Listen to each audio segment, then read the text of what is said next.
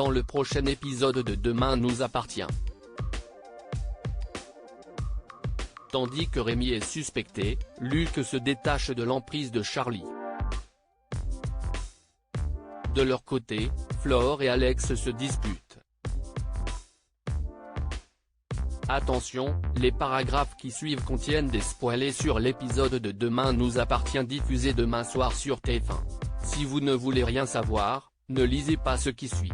Mercredi 9 décembre dans Demain nous appartient. Rémi est suspecté avant que son père ne parte travailler, Timothée maintient avec certitude que Rémi l'a agressé.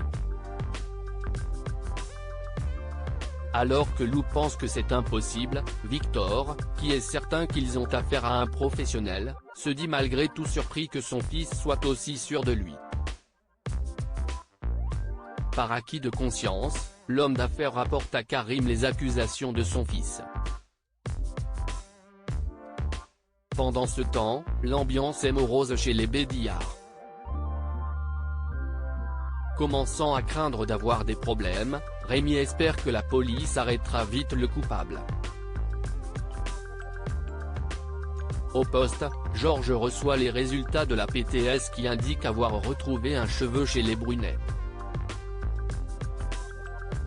Dans la mesure où il ne correspond à personne de la base de données de la police, Karim décide de procéder à une comparaison avec l'ADN de l'infirmier. Peu après chez les Bédillard, Rémi consent à ce qu'on lui fasse un prélèvement afin de prouver son innocence.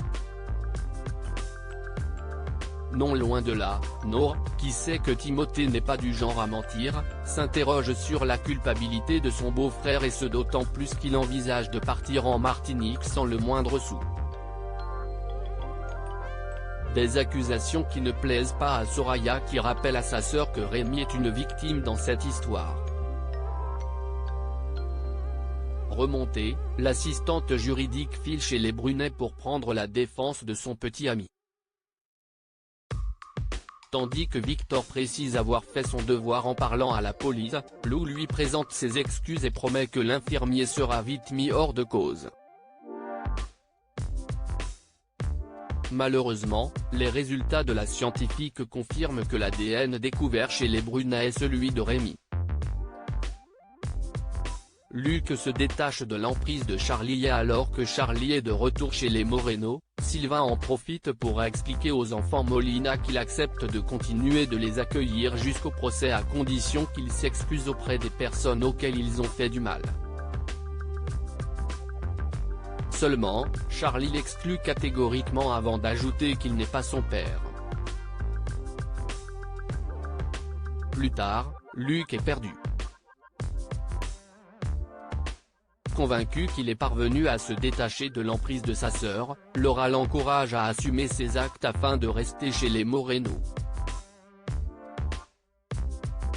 Quand l'adolescent fait part de ses intentions à Charlie, celle-ci refuse de l'accompagner et le l'enjoint à prendre son indépendance avec elle. Mais Luc ne veut pas finir en foyer et préfère demeurer chez les personnes qui les ont accueillis au moment où ils en avaient le plus besoin. Furieuse, Charlie s'en prend à Laura et l'accuse d'avoir monté la tête de Luc. Christelle, qui les a entendus, rejoint Charlie et tente de la raisonner, en vain. Après lui avoir promis qu'elle serait toujours là pour elle, l'assistante sociale déclare qu'elle ne la laissera toutefois pas faire si elle compte détruire sa famille.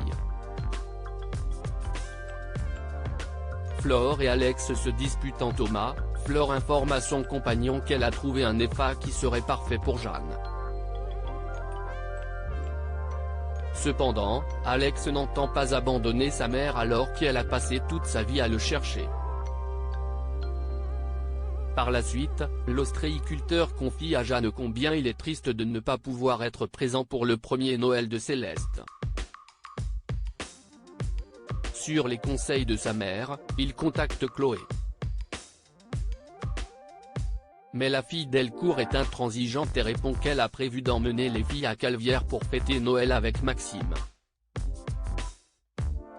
En fin de journée, Flore prévient Alex qu'une chambre s'est libérée dans l'EFA qu'elle a trouvé.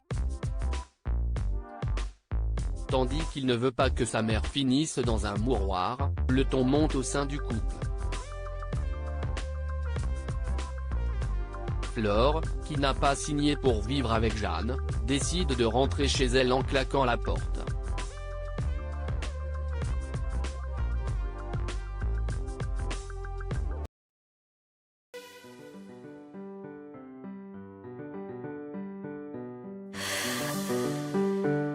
나